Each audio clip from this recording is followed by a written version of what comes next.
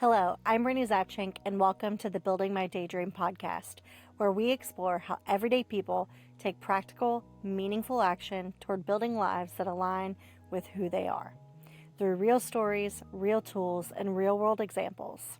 On today's episode, we are chatting with Timothy Paulson, a minister, community organizer, and longtime Minneapolis resident. I want to emphasize that this episode is not about headlines, politics, or tactics, but about lived experience and what it looks like to show up for your community when systems cause harm, and how ordinary people try to stay grounded, human, and aligned in moments of chaos. This conversation centers community impact, responsibility, and what meaningful support actually looks like.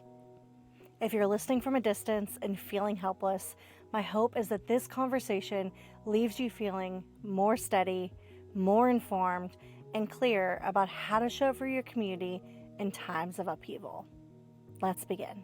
This is probably not going to be the easiest conversation you've ever had, but I do think it's an important one at a time like this. I think that the more that we can be open and honest about what is happening, the more everyone has information to make decisions, I guess. Right. If you could just start off our conversation for people who don't know you, which would probably be most of the people who are watching this video, how would you describe who you are, the work you do, and the community that you live in? Yeah, well, first off, just thanks for having me on. I don't really like to promote myself, but I do like to let people know what's happening so that people can just be aware, having more information, kind of facts on the ground. So I appreciate you doing that. Yeah, so I'm a minister. I kind of have two roles. One is just part of our church staff. I'm kind of an assistant pastor, and also my other major role is that I'm a minister who really focuses on Christian and Muslim relationships. And so kind of my main passion is helping other Christians like myself, people from kind of a typical evangelical background, especially, to better understand Muslims, to better understand what they believe, what they practice, and maybe to really try to address some of the narratives that exist out there about Muslims and about their beliefs. So I do teachings at churches here in the Twin Cities. I've also done them on Zoom further away, kind of starting with what do Muslims believe and then ending up about how can we have faith conversations that are full of gentleness and respect, like the Bible tells us, and not polemics and debate and that kind of stuff. So yeah, so that's kind of what I do. I've been in Minneapolis since 2007, and so longtime resident here, and it's really my home now. That's awesome. And I would say, like, before the current escalation, of which there's been a lot, what does sort of normal life in Minneapolis look like? Well, it's really funny because Minneapolis actually isn't that big. The Twin Cities metro area, if you put St. Paul and Minneapolis together, it's a fraction of like a Chicago or other cities like that. But it's a very diverse city. There's obviously a lot of white people, but there's also a whole lot of immigrants, a whole lot of people from immigrant backgrounds. We have the largest concentration, as far as I know, of Somali people outside of East Africa. And so strangely, the frozen north, we have a lot of people who come here. I think partly it's because there's a lot of good social safety nets, and there's often a lot of good job opportunities for people. And so it draws people from all over the world. And something I think Minneapolis, the city itself, prides itself on is being a diverse city where everyone's welcome. I think us in Portland, we're kind of like the weirdos in our country, but we like it that way. That's okay. Every place needs a bit of some extra spice. Yeah, that's right. And a question that I had, this is outside of the context of what we were talking about, is you said that a lot of people choose to come there, but especially with Somalis, would those mostly just be immigrants or would they be refugees? And could you talk a bit about the difference between the two of those things? Yeah, for sure. Immigrants, that can be everything from, temporary like student visas, visitor visas. It can be like people who come because they got married to a U.S. citizen and they're immigrating. But refugees fit in a specific category, and most Somalis who came here from outside the U.S. A lot are born here now, but most who came here came as refugees. And so, the reason was there's a big civil war in Somalia starting in the early 90s, and the U.S. had some involvement in that. And so I think there was some like impetus to say like, hey, we can bring people here. And so there's a lot of different categories, but refugees specifically are a people group designated by the U.S. that where we've said they've had to flee their home country, they can't return to their home country, and they need resettlement in a third country. And so they're not being brought directly from Somalia, they're being brought from a country that they fled to. And so it's a permanent status. People who come on refugee, you can just be a refugee status your entire life if you want to, but typically most of them will then progress to like applying for and getting their green cards or their permanent residence cards, and then from there to citizenship. So it's a pathway to citizenship, but it's a permanent status here. Okay. And thinking about becoming a refugee, obviously there's a lot of trauma associated with that. And is it a short process or like a long process from terms of like leaving your country to then being in the Yeah. United States? It's for the average refugee person, it's extremely long. There's a few who've had shorter routes, some Iraqi refugees who were brought here under Bush and Obama. It was kind of like, well, maybe they were helping us out, that kind of stuff. And so we made it a little bit quicker for some of them. But, some of the statistics, I don't know if this was a few years ago, but some statistics said the average refugee before they come to the U.S. is 14 years waiting in a secondary. Wow. Oftentimes in refugee camps, a lot of the Somali guys I got to know grew up in like Kenya or Ethiopia. They had no memory or recollection of Somalia, and so it's really kind of like the first whole chapter of your life, or a whole chapter of your life, is spent in those kind of unpredictable conditions. And so there is a lot of trauma, a lot of people who witnessed, warfare, who experienced famine, all these terrible things. And so coming here is kind of seen as like a new start, but also just like I don't know, like I shouldn't say redemption because it's not like they did anything wrong, but it's like it's like you're hitting a reality that is so much better than what you maybe grew up experiencing. Safety, there's social support, all that kind of stuff. So America's historically been really good to refugees. That's awesome. And now this current escalation is this at all tied with the refugees, or are they feeling the pressure from this, or is that sort of separated with what we're seeing on the news right now? Yeah, so refugees are kind of a victim of these circumstances. I don't think under any normal circumstances refugees have ever been targeted by ICE, Immigration and Customs Enforcement, or by CBP, Customs and Border Patrol, not Border Patrol. But, maybe if a refugee is involved in drug smuggling or in violent gang crimes or something, and at that point ICE would step in for removal proceedings. But what we're seeing is that refugees and also people on a similar status called asylum. Asylum is simply where you come to the country first and then you apply for permanent protective status. And that's also a pathway to citizenship. And so people in both of those categories we've been witnessing are being taken by ICE without any justifiable cause or probable cause.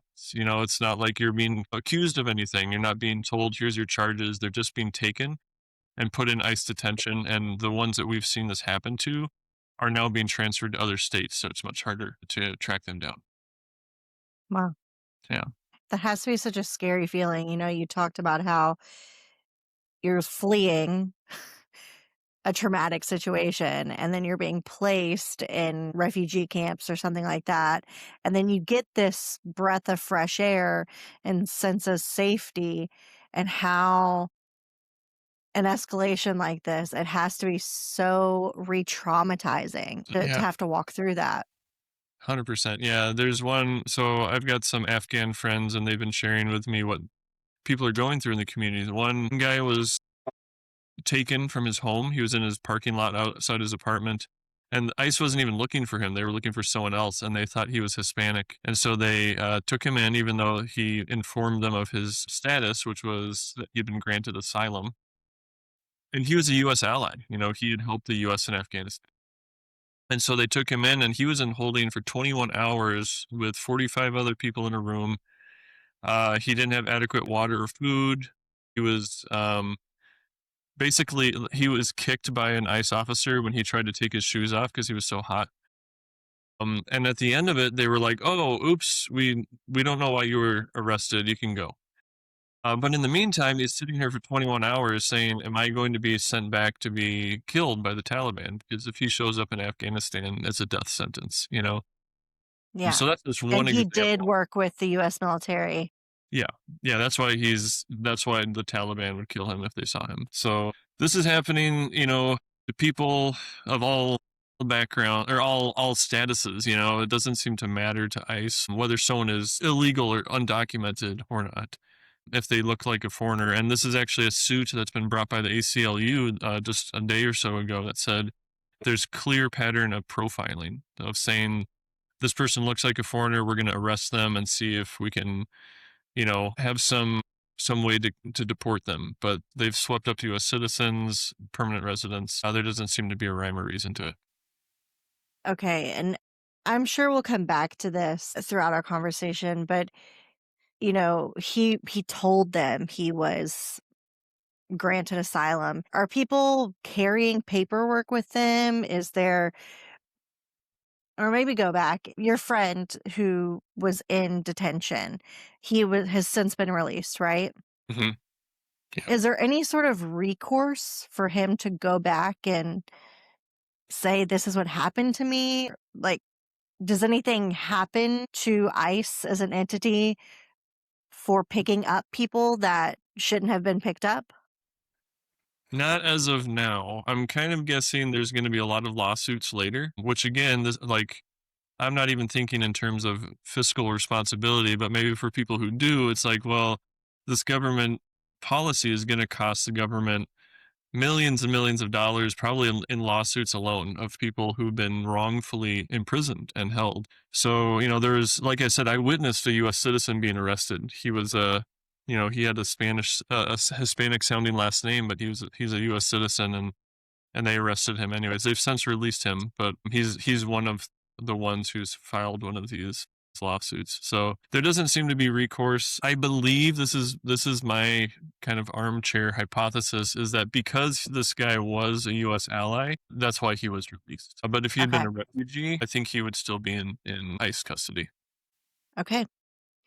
Um, let's move on a bit, and then we'll come back to some of these stories. This is not easy work. Working with refugees, I myself worked with Iraqi refugees in Knoxville, and it's challenging. Definitely not financially rewarding in capacity. So, what sort of drew you to this sort of work in community care? Yeah, it's a good question. So, I went to grad school, Eastern University, and when I was looking for work, rather than going overseas, I ended up finding a job with a refugee resettlement agency. And so it was an affiliate of World Relief, which is a really great refugee resettlement organization. But I had already been just kind of doing community work with the Somali community, especially since around 2009, I would say. Just kind of hanging out with some of the young Somali guys who were often kind of getting harassed by the police in Cedar Riverside, which is a very heavily immigrant populated part of the city. And just really learning what their lives were like not only being a refugee and the trauma and adjustment to a new culture, and kind of being at a crossroads with your parents who are very traditional and a culture which is very not traditional, but as well conflicts with law enforcement, whether it's police with the young guys or the FBI, which conducted some operations trying to, catch people who were going to fight for ISIS. And that was a really complex issue as well for the community. So just kind of observing what they went through with that and befriending a lot of people. So then when I worked in the refugee resettlement, I really got to know even more people from diverse backgrounds. And so it just gave me a heart for a lot of people, especially who struggle through so many roadblocks that they face here. Even though America can be very welcoming, it's not always that way, even from a government standpoint before President Trump was elected. And so being able to advocate for people was something I found to be really kind of one of my passions. So that's continued to be the case. Yeah, I share a lot of those same desires and similarities. It's hard to, once you meet so many refugees, to sort of look away. I think that the more that you interact with communities that are really trying to assimilate and trying to balance old culture and new culture, and it's sort of hard to walk away, and especially with someone with a similar faith background, to turn away from them whenever they need assistance. I share a lot of those same sentiments. Yeah. So I guess we're going to move into sort of what has been happening now. And when did ICE really arrive in Minneapolis? Yeah, it was last Wednesday, so not this past week, but I guess the one before that, sorry. We were, what was it? So one of my church friends is on the Signal app, some of the community networks. And I think she's kind of been involved in those since 2020, there's been a lot of community kind of solidarity and support and communication about what's going on in our city since George Floyd was murdered, and the kind of the unrest and all the stuff that came after that. And so one of my friends had been really involved in that. So she was like, "Hey, there's a Signal app for in case ICE shows up, because there's these rumblings about ICE coming." Um, and so it was that Wednesday morning, and so I got a message that, like, just 2 blocks over, well, 2 blocks and then another couple blocks up, there was ICE outside someone's house or apartment. So we had kind of been preparing, like, we got whistles, because the idea is you whistle to notify people ICE is present. Don't leave your homes if you're afraid that you might be, targeted. And so we showed up there, and there was like 8 to 10 officers, and I think they were trying to find someone who wasn't there. And I tried engaging with them in conversation, which probably wasn't a great idea. But I was just trying to say, like, what's your goal here? What's going on? There's reports that you guys are arresting U.S. citizens, you guys are arresting residents, and they're like, well, don't listen to the news, And so we're having a little conversation, but then a whole bunch of other community members showed up and started shouting at them, so they finally left. But So that was they the did first. initially engage you in conversation, and it was Yeah. peaceable. Yeah, I was really trying to. I was a little bit defensive for my neighbors. I was like, what are you guys really doing here? But it was kind of a shock to see all these guys in ICE uniforms, and they say police, but they also say ICE. And it's like, are they saying they're police? Because they're not actually police, but they have Yeah. this vest on, tactical gear. Is this kind of weird? And it really gave me flashbacks to 2020 when George Floyd was murdered, and I lived just 8 blocks from where he was killed, and we had like white supremacists coming in our neighborhoods in tactical gear. So it was this really kind of a jarring flashback for me. But it was still kind of just like, this is weird, but we're still going to just look out for our neighbors. And then the next day was when Renee Good was shot to death by an ICE officer. And that was just like, it's hard to describe how it affected us, how it affected the city. There was immediately just so much shock and anger, and so much just like, okay, this is like really happening. We need to batten down the hatches, kind of a feeling. And it has gotten so much so much worse since then. Just on a community level, what we're experiencing from ICE officers has been really frightening, to be honest. And so, yeah, and I can share a couple things if you're interested, but that's just kind of the general how it's been feeling. Yeah, I think my next question was, what were some like the early signs that like things are not right? Something is amiss. And so I think what you're saying is there was rumblings, things were starting to move, and then what happened with the shooting and the murder there really just sort of changed course for everyone. There's a Really big did. shift. Yeah, it's like a 90-degree turn of just like, all right, this is like we're solidarity, we got to work together. Just suddenly like we're under attack, like is how it really felt. And as a white person, I'm not under attack, like I'm not being targeted by ICE, but my neighbors are, my friends Yeah. are. So just feeling for them as well. And you were saying that there's been escalation even since then, right? Like things have become progressively worse. What does that actually look like on the ground? Are there agents? Is it a small area where they're in, or is it larger? Like, I guess what is sort of like the on the ground feeling of that?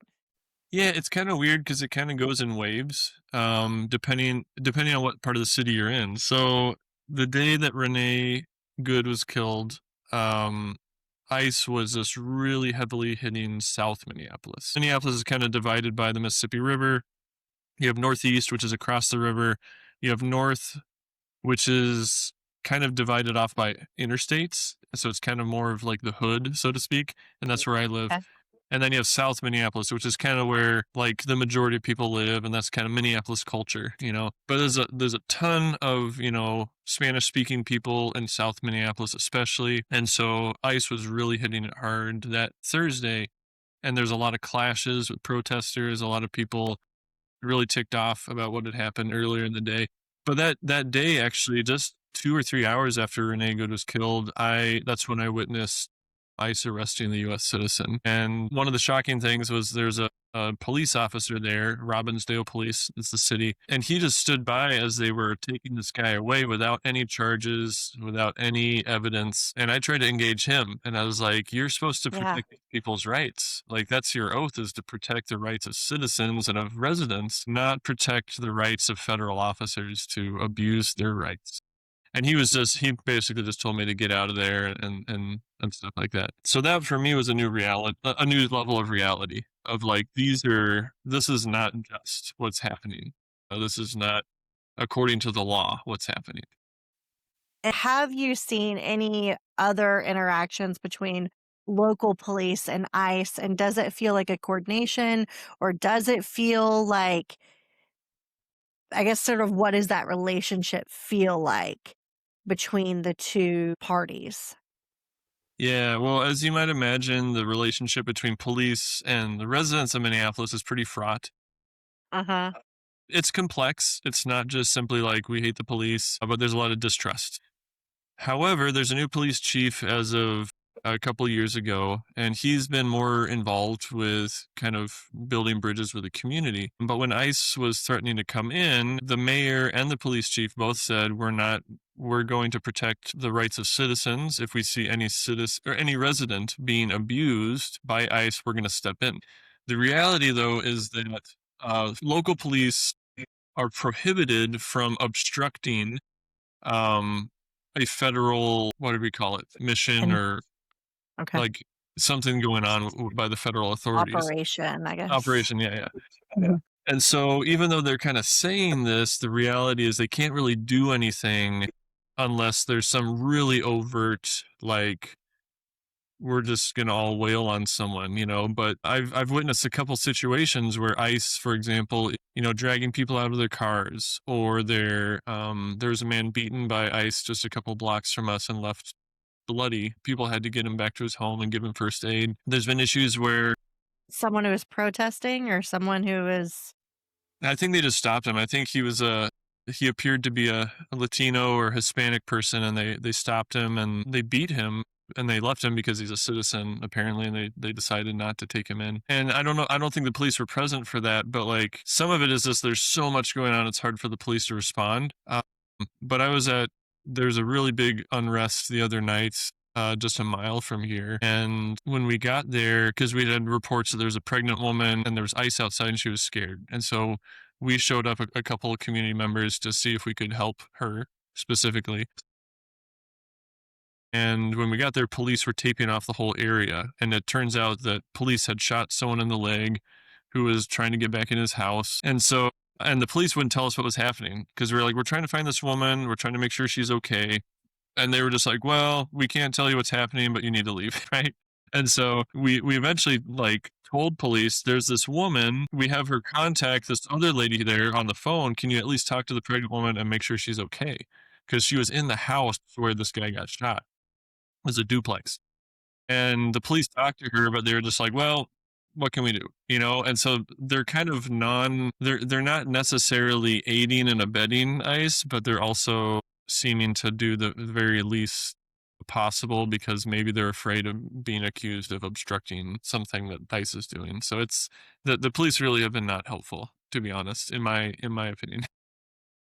That is somewhat scary though, because, if there's all of this happening and it's sort of unchecked and the police sort of feel like the last line of defense for protecting local citizens and they can't really step in, then whose job is that? If there's no accountability on the side of ICE and then there's nothing really that the police can do to interfere because they're interfering and they're not allowed, then what do you do? Is that why we're seeing so many protests or so many citizens showing up because you're the best available option?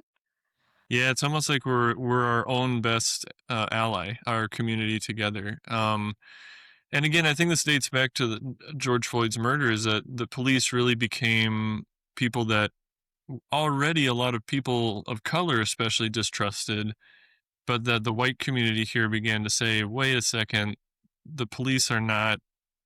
They're not on our side." That's how it felt. And I think the police departments made strides to try to amend that and change that narrative. But I think this just kind of feels a little bit like rinse and repeat of the police aren't going to help us. When in some cases they seem to be kind of making room for ICE to shoot, flashbangs and tear gas at peaceful protesters and that kind of stuff. And so it really feels like it's come down to our community, and it's actually been really powerful. We have patrols of volunteer community members who drive around, mostly white, because we don't want to ask people of color to confront ICE. But we're driving around. We're peaceful. We're not trying to obstruct, quote unquote, but we're trying to document and we're trying to make people aware when ICE is present. And because ICE is violating people's rights, we're also trying to be kind of annoying to them, to kind of try to like be a little bit of a fly in the ointment. Again, not confronting them directly, but for example, when there's an ICE vehicle just sitting there waiting to like see someone of color, and we identify it because we have like a whole database of known ICE license plates that people have compiled. And so we'll report on signals like, hey, can you tell me if this plate's in the database? And they'll say, yes, that's a known ICE vehicle. And so then we'll get a couple of vehicles there. People will just start honking and just saying like, ICE is here. Let the ICE people know that we're there, that we're going to witness what they're doing, and we're going to record what they're doing peacefully. And usually they leave the area because they know that what they're going to do is not actually lawful and they don't want to have that on record. So that's kind of what we've been doing. And sometimes there's events that draw a lot more agitation and a lot more people who are willing to be a bit more confrontational. But we have not had people directing violence at ICE. There's always a couple who are going to throw like a bottle or a chunk of ice at ICE. But for the most part, people police themselves and they say, "Hey, no, cut that out." So for the most part, it's been really peaceful, and not so much from the other direction. ICE has been pretty, I don't know, taking liberties with Aggressive. law, I would say. I was having a conversation the other day and someone was talking about paid protesters and people who are being paid to be in Minneapolis to cause trouble with ICE. Is that a thing? Yeah, that's a big narrative out there. I think it kind of started back with maybe when Donald Trump was running for president and people would come and protest his rallies and he'd say, "Oh, they're all paid protesters." And I think that's kind of a common mantra of some of the talking heads on the right, is that these people are paid protesters, they're provocateurs, they're coming from out of state and all that kind of stuff. And I think it's really I don't know, maybe it's an attempt to undermine the idea that people don't like what's happening. But I mean, I guess I don't know how to prove I'm not a paid protester, but I'm not. I don't get money for going out. The other day I was actually following an ICE vehicle all around honking, trying to get them to leave our neighborhood. And the ICE officers actually stopped and got out of the vehicle and started approaching my vehicle. And it's scary. Like, honestly, it's scary. Not Yeah. only because of what happened to Renee Good, but because there are multiple accounts, and these are being, going to court with the ACLU, that ICE has broken people's windows. They've arrested peaceful observers. They've threatened them. They've said, I know where you live, this kind of stuff. And so I was like, I was being calm. I put my car in reverse and I was just slowly backing away as this guy was coming at me to show him I'm not trying to confront him. And he took a picture of my license plate. So they got back in their vehicle and they sped off through a red light. So we lost them. But another ICE vehicle was in the vehicle in the neighborhood, so I started following them around. And within 10 minutes of following these guys around, they're zigzagging all over the streets. I don't know, looking for people or trying to lose us, I'm not sure. But within 10 minutes, they circled back around and they turned onto my street and they slowed down and stopped right in front of my house. And then they kept going. And then 10 minutes later, they led me back around and they did the same exact thing. They slowed down and they stopped right in front of my house. And so, And they like, didn't get out, they didn't approach a neighboring no, house, they weren't there for any other reason than to yeah, sit in front of it's your house. sit in front of my house and let me know that they know where I live. And so it's intimidation, and it Uh-huh. shouldn't be surprising. People of color have faced that for centuries in our country, but it's so blatant, and it's very much like you better leave us alone or else is how it feels. And so this is what we're dealing with, from these ICE officers. So that's it's really strange, and it's really kind of a surreal, almost kind of this I don't know, dystopian kind of feel to it. They're all armed or no? No, some of them have guns, and some of them, interesting, they have like they look like paintball guns, but I think they actually have pepper balls in them Pellets to or something, okay. sting your eyes or whatever. And then some of them have, tasers or that kind of stuff. And so it almost seems like the ones with weapons either have permits to carry or have like law enforcement crossover, like the man who shot Renee Good also has a law enforcement background. So I wonder if that's why some are armed. But like you mentioned the trauma for refugees. I today actually one of my friends who works in refugee resettlement told me the story of an Afghan man who was taken, and when agents just knocked on his door. Again, he's a refugee. His wife was like, "Don't open the door," but he said something like, "Well, maybe it's someone who needs help." And so he opened the door and it was ICE, and they grabbed him. And his wife was freaking out, just like verbally, like screaming and stuff.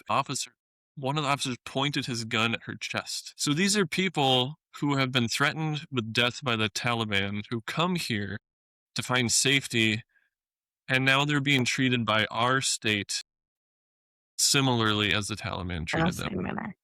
And it's And just like, I think if anyone's husband was snatched at the door, whether you have trauma or not, your mm-hmm. reaction would be the same, I'd be right? freaking.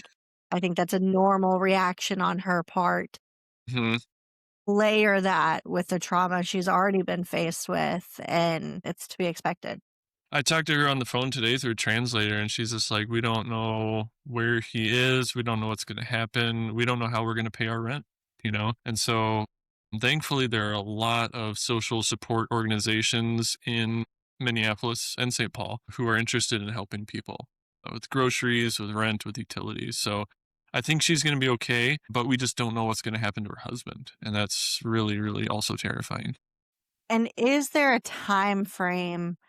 So, if someone is detained by ICE, is there a time frame in which they get a call or they're allowed to notify people or they pop up in a system? What does the sort of next step look like for people hmm who care about their neighbors and want to know where they are? Yeah, so what we've been experiencing is that most people who are taken by ICE I don't like to say arrested because arrested makes it seem like there was a reason for your arrest. Most people who are taken by ICE are given a phone call, and so most of them call a family member, or maybe if they have any kind of legal representation. And so, one of my friends who was taken, he's an asylum seeker, and he's Afghan, and he was given a phone call. So he was able to call his friend, and so his friend was able to tell us all what happened, or like where he was at. And so usually that does happen. We've been seeing that within, a few hours that they get a phone call, which is good. Okay. But they're also like none of the ones we've talked to are told that they have any kind of a charge. They're not told that like here's why we arrested you or we suspect you of something. And then what we've also been seeing is usually within 24 hours they're moved out of the state, and it's kind of That's like fast. yeah, it's super fast, and they're also not getting put into the system as quickly. And I think that's because there's just so many people being arrested. But I think with my one friend, I will call him Ali. When Ali was arrested, I think it took about 2.5 days for him to get put in the system. And so in those 2.5 days, we're like, where is he? We don't know. But turns out he was moved to El Paso. Sorry, he is a refugee with protected status with documentation. He was taken and held for 2.5 days before anyone knew where he was. And where is he now? He's now in El Paso, Texas. So he finally showed up in the system. And I think what ICE is, I don't know if they've communicated this, but I think in the past they moved people out of state because there's more room in other facilities. There was one Somali woman who was arrested, and she was moved within state to a different city. But the factor that I think ICE is not admitting is that when you arrest someone and they're not supposed to be arrested, when they're not supposed to be in ICE detention, you can file something called a habeas petition, which is basically like you don't have the right to hold this person without charges. And you have to do that in the state that they're in. And so if they kept them in Minnesota, it'd be pretty relatively quick and easy for a lawyer to say, like, hey, we're filing this, release them. But when they're in Texas, you have to find a lawyer who will file that petition in Texas and hope that a judge in Texas is more favorable than a judge in Minnesota to that habeas petition. So I think they're basically just trying to make it harder to get people out. Just in We're just using your friend's case as an example. There was no reason for him to be arrested. He has a legally protected status, but now he has been moved out of state. Um, because there wasn't, I'm assuming, a warrant for him, Right. if and when they release him in Texas, do they have any responsibility to return him to Minneapolis? Does he have to get himself back? Yeah. They can just dump him on the street and that's it. And then are they going to rearrest him? Another officer come by and rearrest him? So that's actually one of the things that people are trying to do. Like I talked to a resettlement director here and she's like, oh, well, we need to get in contact with resettlement agencies in Texas and say, can you be on call if someone gets released to go pick them up and get them somewhere they can stay for the night and then help us get them a bus ticket or a plane ticket back.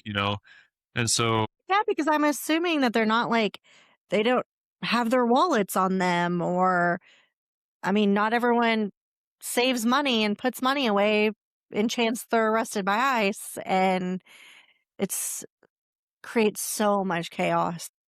yeah, it really does. And thankfully, a lot of these communities are very tight knit. And so the Afghan community, for example, pretty much everyone knows each other, Yeah. or at least you know a guy who knows a guy. And so, for my friend Ali, like if he's released in Texas, we've got friends who are going to chip in and get him a ticket. Like he's got a mom and a sister who are in another country outside Afghanistan where they can't work legally. They're kind of sheltered there, and so we've kind of banded together a few of us to say we're going to send them money for rent next month, so that because he's usually the one who sends them that. And so people are trying to take care of each other, but there's just so much going on. It's like we can't, it's hard to meet everyone's need, and there's only so many lawyers here who can like help in a given moment, like without charging a couple $1,000s. And so it's this massive chaos that's really hurting people.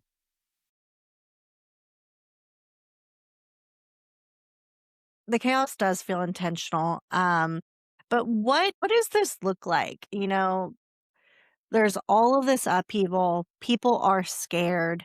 So how has daily life for people in Minneapolis changed? I know your life has changed dramatically because a week and a half ago you were definitely not following cars around.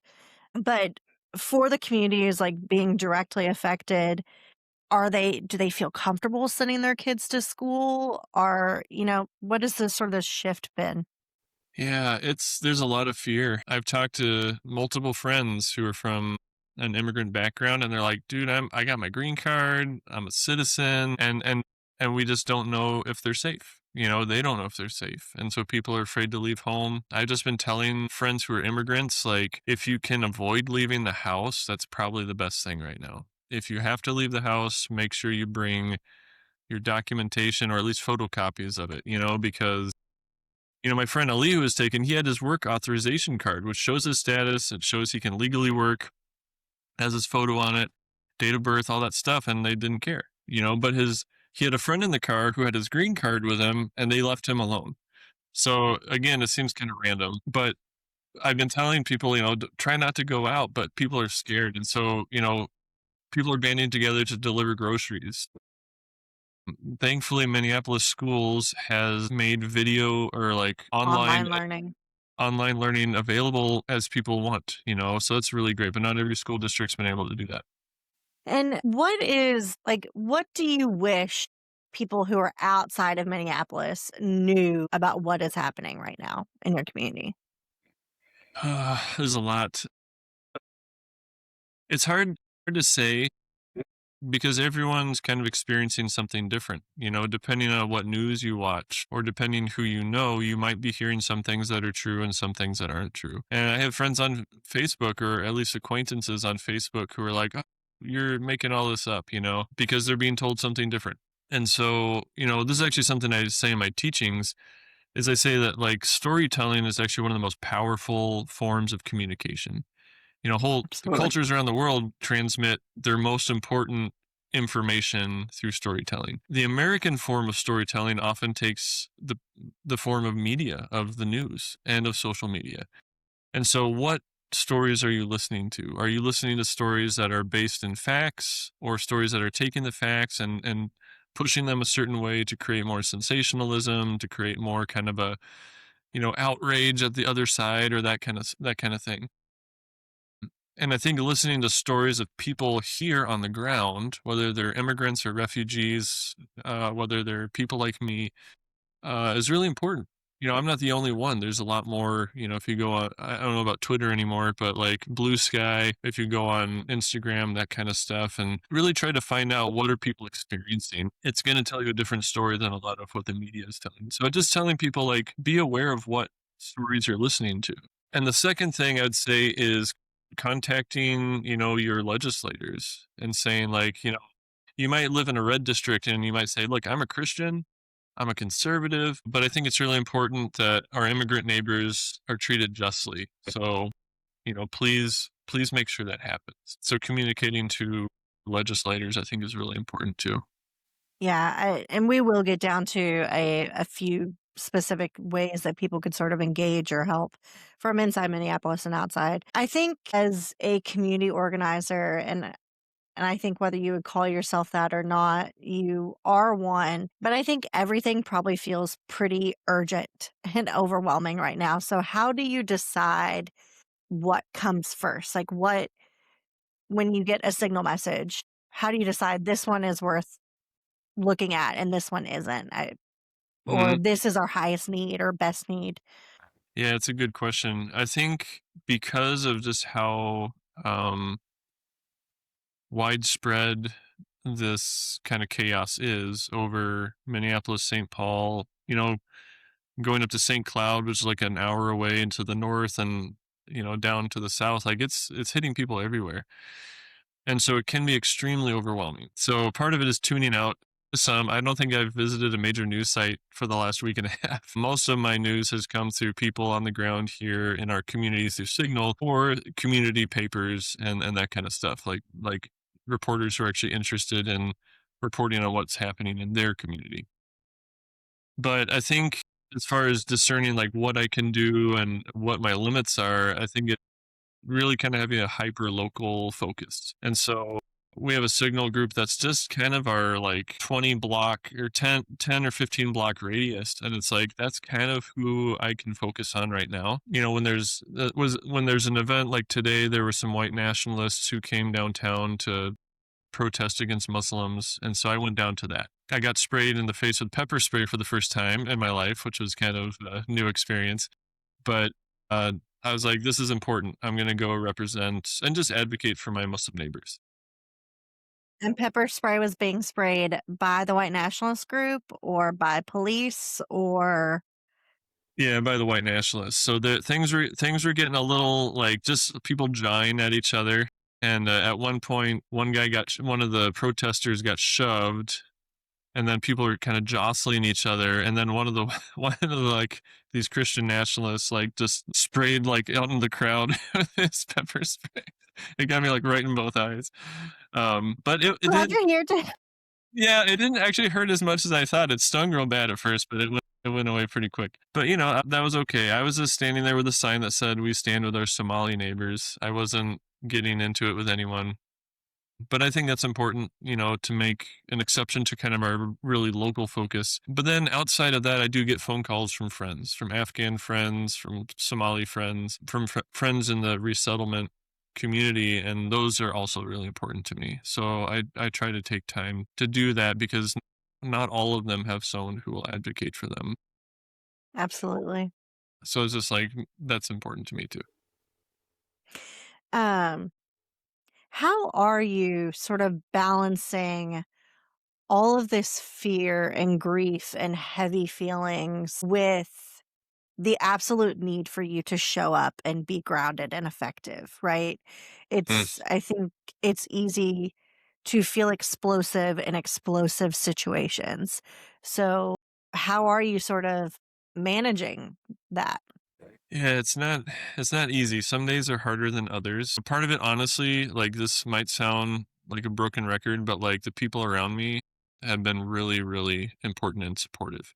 My wife and I have a young daughter, you know, so just spending time with them when I can. But then also like we have our church family, neighbors on my block who aren't part of my church have like gone out on patrol. We've gone out together. So that's really helpful to have that feeling of solidarity and support. Like that's huge. The other thing is, you know, my faith in Jesus is really important, and, like, being able to just talk to him about this and express my frustrations and be honest and vent a little bit is really helpful, and to pray for my neighbors. And then I think just I don't know, it's funny because a lot of my neighbors, they don't have the luxury of taking a step back, right? Yeah. But if I just, like, completely burn out, then I'm not gonna be of use to anyone, you know? So it's, like, balancing those things. But when I get a phone call, I take it because that person matters, you know? And so I'm going to talk to them, even if it's just like, I don't know what to tell you right now, but I'll try and get back to you, you know? But Yeah. just And hearing, sometimes that's what people need is just knowing that there's someone there that cares. yeah, yeah, exactly. Yeah. So it's a balance for sure. Yeah, I can imagine that it's not an easy balance either. The group that came to town, I don't want to give them more attention that they deserve, but the use the phrase white nationalist and then white Christian nationalist. What is the difference between those two things? Yeah. So I think in my opinion, it's a fine line. So white nationalists, you know, like this guy, I don't want to say his name, but he's publicly gone around and stirred up issues, trouble in different places.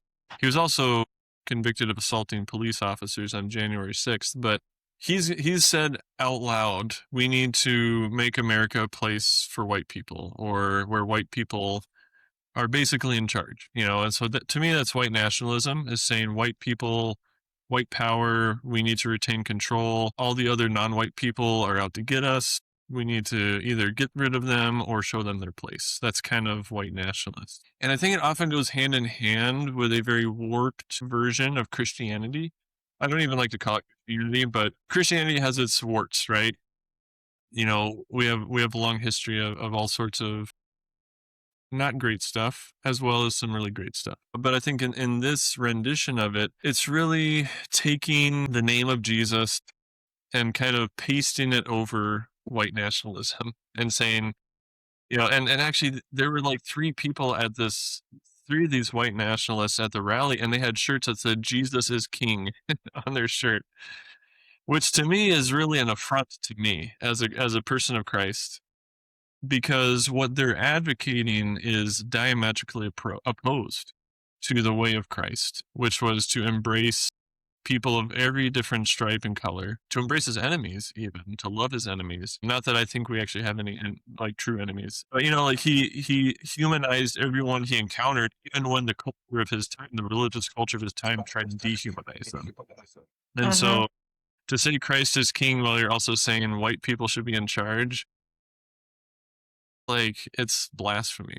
And so I don't understand how people get there, but I think it's a lot of fear-based thinking. I think it's a lot of people who are afraid of losing control, who are afraid of seeing America become something outside of their idealized vision, and they're willing to trample on other people to get to what they want. Yeah, it's scary to think about how easily, hopefully not easily, it is for people to make that jump.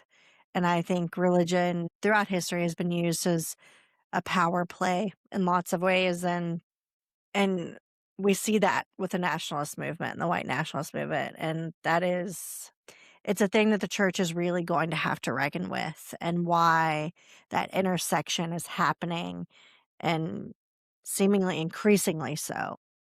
Yeah, yeah. It is a reckoning moment. I think you're right. It's there are times in history where the church in whatever particular country kind of was at that crossroads, and some in more extreme ways, like the confessing church in Nazi Germany, when the majority of the churches were siding with Hitler's regime, and the churches during Jim Crow, and even during slavery before that. It's like, what path are you choosing? And I think a lot are either choosing compliance with dehumanization of other people, or to kind of turn a blind eye. And you saw that in the civil rights movement too, is something that Dr. King talked about a lot. So it is a reckoning moment, and my prayer is that the church will wake up. I don't want to denigrate any other Christian, but we're responsible for what we're doing. And the world is going to see us. And Jesus said the world will know you by how you love one another, but the world will also know us by how we don't love one another. Okay.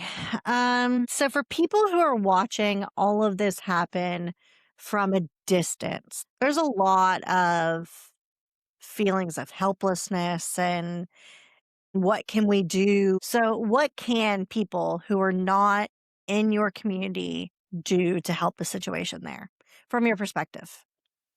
No, that's a good question. I actually had a Belgian friend who's like, how can I help? And I was like, that's a really good question. I mean, honestly, sometimes it's just money, like there's a lot of people raising money to help pay for people's rent and that kind of stuff. Sometimes it's advocacy, like calling your legislators, um, or contacting the White House and saying, this is not okay. Sometimes it's just through social media, like sharing what's actually happening. Because again, a lot of people, especially in maybe more suburban or rural white areas, aren't actually aware of what's happening on the ground. So sharing those kind of stories, having those conversations with people, like whether it's, your pastor or your, family member or something like that, of not trying to get into political arguments, but just saying like, hey, can I show you some stuff people have been experiencing? And I will have a list of links and things that you have shared and other people have shared in the bottom of this, so that way people can have quick access to those things. Yeah, yeah. And I mean, our church is buying groceries. I'm not asking anyone to send us money because I think we'll be okay. But like, there are other groups who are doing that, and they're, like refugee resettlement agencies here. Some of them are Christian based, like Bible based organizations, and that's what they're doing. They're like, how can we help immigrants, and so they might be a good way to give if you want a kind of a more known and entity. But that's and sometimes this is hard to know what to do, to be honest, Of because course, yeah. it kind of feels like it's our community against the world a little bit, not the world, but we've got two branches of government that are either doing this to us or who are completely turning a blind eye. So it feels a little bit like it's just up to the judiciary to hopefully step in and stop what's happening. But yeah, it's a good question. There's some things people can do, but then some of it's just like advocacy, prayer, and trying to help other people see what's going on. And on the flip side of this, is there any help that is being given that is actually harmful? Yeah, I mean, I think sometimes in these situations, and we saw this after George Floyd was murdered, that people come in from the outside, and they're trying to give a narrative, or they might say like, how can I help, or something like that. Mm. I don't know, like sometimes, I mean, we learned about this in grad school. There's sometimes this kind of like white savior mentality that happens with like development work in other countries, but I think similar things can happen here where someone's like, I'm gonna come in and do something, or even provocateurs who come in and really mess things up. Yeah, But I feel like, I don't know. I mean, at this point, it feels like almost anything helps unless you're like trying to foment violence. We Our neighbors need help. Like, our neighbors need advocates, our neighbors need financial support, and, they need us to stand up for them. So, there's a lot, I think,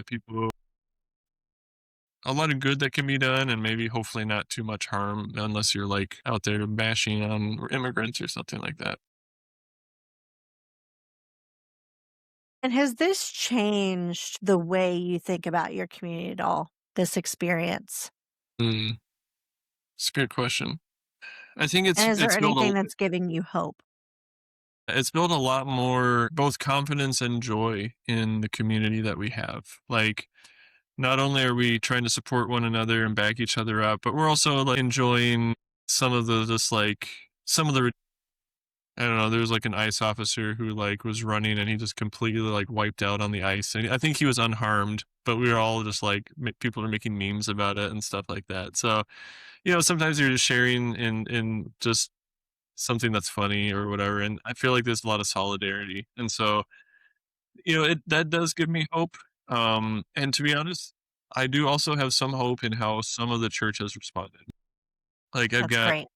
Yeah, I've like Christians who are like a lot of my Christian friends from college are like, "What can I do?" or checking in on me or telling me that they're praying for the situation. And other Christian friends who are definitely on the more conservative side who are like sharing on social media what's happening, like this isn't okay. We should love our neighbors. And so that's also given me hope because we've been in a pretty, I don't know, a pretty dark place in many ways with what the Christian church has supported in the last few years. But this has really been beautiful to see. So that gives me hope too.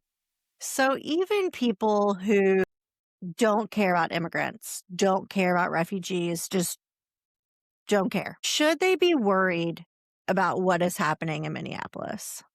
I think if you're not into federal abuse of rights, then yes, you should be concerned. It's interesting to me because some of my more conservative friends who've kind of said, oh, you're overblowing this or you're wrong or whatever, a lot of them have historically been people who've argued for small government or who've like said individual or states' rights are really important or that kind of stuff. And what we're seeing happen in the Twin Cities and in Minnesota is a complete reversal of those concepts. The federal government is sending in the largest ICE enforcement, I think, in history, and they're violating people's rights. They're arresting people without cause. They're sweeping up people door to door, which is a violation of the Constitution. They're ignoring state laws. And so there's a lot to be concerned about if you care about the rule of law and constitutional rights in our country. Um, I think the narrative is often that, oh, they're just out here getting criminals. But you don't need, 2,000, now 3,000 ICE officers to descend on a city that's, I think, 1.5 million people in the metro area. Like, you don't need that kind of enforcement. it seems more punitive. It seems that the president is using this as a measure of retaliation to people that he sees as political enemies, like Governor Walz and Congresswoman Ilhan Omar and others like them. Even before this happened, the president on video, he called the Somali community here garbage, and he said no one wants them there. Basically said that they're all taking advantage of the system. So he denigrated an entire people group, and then he sent ICE after them. So it really feels like there's kind of a theme going on here. Okay. Is there anything else that we haven't talked about that you feel like is important to be shared, or that people need to know, or encouragement that needs to be out there? Yeah, I would just, one thing is are the resilience of the immigrant community. People who are being targeted are also just really doing so many things to support their community, but also to like strengthen those of us who are kind of out there very visibly, namely the white people, because we're not at risk of being as at risk of being incarcerated by ICE illegally. One of the people in our network is this Native woman, and people in her community have been arrested. Native Americans. Like I've said, like you don't get more American than Native American. Like they've been here far longer than we have. They have citizenship, they have tribal ID cards. Like ICE has zero jurisdiction over Native Americans, and they're being swept up, and some of them are still somewhere in ICE detention. But we have this woman who's a like community member, and she's like doing it all, man, and she's like empowering us to do what we're doing. And so just the resilience of people like them who are likely targets, but they're still standing up. And so I think that deserves our respect. And this is a technical question that you may or may not know the answer to, but in the case of like your friend Ali and like these Native Americans who have been arrested and detained, is there any sort of time frame in which, okay, we now see that you were detained illegally and you should not be here, we'll release you back onto the streets? Is there any sort of like mandatory time frame in which people have to be processed, or i- is this an open-ended, indefinite holding until they're sorted?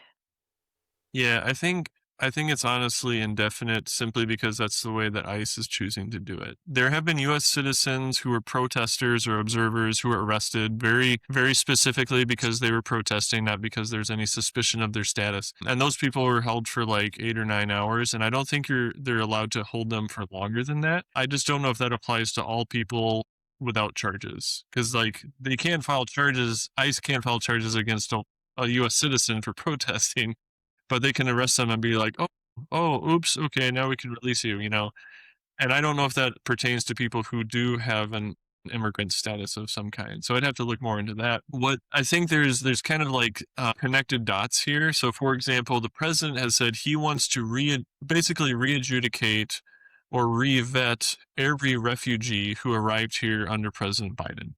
So over a period of 4 years. This is tens of thousands of refugees. And so a lot of people being arrested came here either under Biden or in this first year of Trump's presidency, or at least they were in the system, before that. And so really what I believe and what some of my immigrant advocate friends believe is that this is Trump arresting refugees knowingly that they don't have any reason to arrest them, holding them while they begin this kind of re-adjudication process. And if they can manage to find some loophole to strip them of their refugee status, they can then deport them. And so I think that's kind of the beginnings of what we're seeing here, why so many refugees are still being held. That's my theory, but I think it's a pretty solid theory. Okay. Well, that is a fresh nightmare for another day. We'll sort of wrap this up with, if you imagine the kind of world that you and your community are working toward, right? Like, what is this? What do you want your ordinary day to look like in Minneapolis? Was it the Tuesday before ICE arrived? Is that it? Or is there something more? Yeah, it's hard to say. I think the immigrant experience in the US has more often than not been one that isn't smooth. Dating back, to our earliest days, but even under President Biden, like some of the Afghan refugees who came here, they waited. One of my friends, he had his green card interview 3 years ago, and that was under President Biden, and he has not yet been granted his green card, which is just obscene. Like usually, you get your green card in less than a year of applying for it. So it's been hard for a lot of people for a long time, but this is just a ratcheting up of how overt the kind of opposition is to immigrants. So I guess I feel like it would be nice if ICE would leave, if people didn't have to be fearful to leave their homes, but especially if we could have a national conversation, conciliation to talk about, can we stop demonizing immigrants? Can we stop demonizing even undocumented immigrants? There are people who commit crimes who are undocumented. It happens at a much lower rate per capita than American born people or whatever. That does happen and it's awful. But to say that all undocumented immigrants in our country are somehow suspicious and devious and, they deserve to leave because of their status, rather than questioning, like, why did they come here in the first place? Most of them came to escape terrible, criminal activity in their home place. Children who were being taken and forced into gangs and this kind of stuff. And so asking, like, aren't these people like us? And I feel like that's often not been the questions that we're asking in American history. So it'd be really great if we as a country could really begin to see immigrants as people just like us and people who deserve dignity just like us, regardless of how they came here. That's, I think, my ideal vision. I don't think you're asking for too much, I, personally speaking. But yeah, and I hear you saying that our immigration system does need reform, and there is a lot of inefficiencies and red tape that make it hard on both sides, to do things legally. And a lot of people here, even the asylum process, when you arrive and you claim asylum, you are initiating a process that could last 4 years. yeah, And in that stopgap, you're not illegally doing things. You were just trying to follow a legal process, sorry, that goes on for a long amount of time. And I think that people don't realize often how complex and inefficient our immigration system is for all kinds of people who are seeking different pathways. exactly.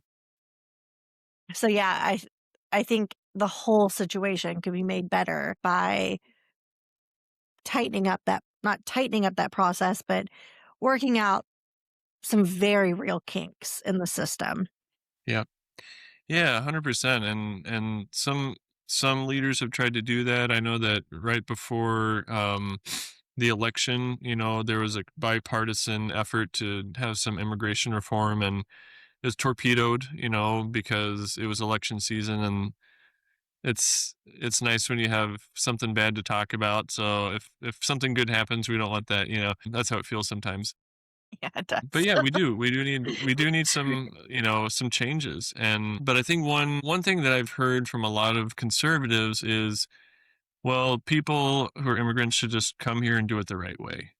And what we're seeing now is really an attack on that concept, where people are Yeah. going to their check-ins because they have an asylum claim or because they're here on a temporary status, but as long as they go to their check-ins, they will be okay. And then them getting arrested by ICE at those check-ins, or people going to their green card application appointments, which would give them legal permanent status, and being taken by ICE.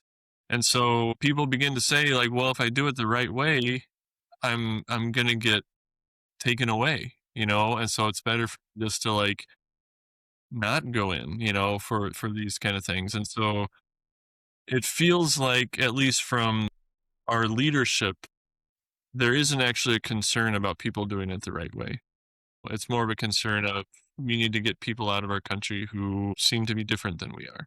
That's really Yeah. what it feels like it boils down to. Well, Tim, I really thank you for sharing your story. I completely agree with what you said that focusing on local news and hearing actual stories from people who were in the community affected is so powerful. It is easy to spin things these days, and it the closer you can get to a story, generally the more honest it is. And so I appreciate you walking through um your experience from the past week and a half. And we deeply hope that the situation changes in Minneapolis and that it doesn't continue in other places. I do fear that this Minneapolis and Portland have been testing grounds to see what buttons can be pushed and what lines can be crossed. And, with Tennessee has now Hmm. said that they will be pushing more on this front. And I think we are at a point in America where real decisions are going to have to be made about what we are okay with and what we are not. Yep. So I appreciate the work that you're doing. Yeah, thank you. Thank you. And I think my plea is especially for Christians, like Christian evangelical, especially voters have a lot of voting power in our country. Like oftentimes they're courted by various political parties. And so for evangelical Christians to take a deep look and to say, what is happening? What does Jesus say? And what is my responsibility as a follower of Jesus and how I engage with what is happening? Is to let it go, hands off, or to think about the people who are being affected. And honestly, I also pray for the ICE officers, because a lot of them, maybe they think they're doing the right thing, or maybe the ones who are out to just like pick on other people, you know, they need help too, because bullies are bullies for a reason. And so my prayer is that God will set them on the right path. And so as Christians, we can love all people in the situation, Yeah. and we can speak up for the people who are being crushed in the situation. And so I think that's my biggest hope coming out of this moving forward for people who look like me. Yeah, I think I've been seeing that too. And I think if you are not in Minneapolis or you're not in Portland right now, you're like, this isn't this isn't my fight, this isn't my community, this isn't my space. I don't think that silence in this situation is helpful. I don't think that receding into the background when people need us to take up for them and stand in a stopgap for them, I think it is so important, even if you are not in Minneapolis. It's the whole see something, say something thing, right? It is time for us to say, this is not okay. Yeah, This is not right. yeah, Because the more that gets repeated, it's like yep, a drum beat. This is exactly. not okay. That's right. Yeah, and I think a lot of Christians will say, "Well, I don't get into politics or political issues, or Jesus didn't get into political issues." And I think we don't understand the word political, because political is like what's happening in the public sphere, and Yeah. some of them are side issues, to be honest, like how much money is spent on a library or whatever, like or those kind of things. But like I feel like so many of those issues that we call political are human issues. They're issues that are affecting human beings who are made in the image of God. And so, how will we respond to those issues, especially when people are being harmed? Because God's pretty clear. He's on the side of the brokenhearted, of the downtrodden, of the oppressed, of the least of these. And so, if we're not thinking in those terms, then it feels like we're putting ourselves on the other side of like where God wants us to be. So if God is the one who draws near to those who are suffering, then our I don't think we can do any better than God. Yeah. Then the people of God ought to be as well. Yeah. Okay. Well, thank you, Tim.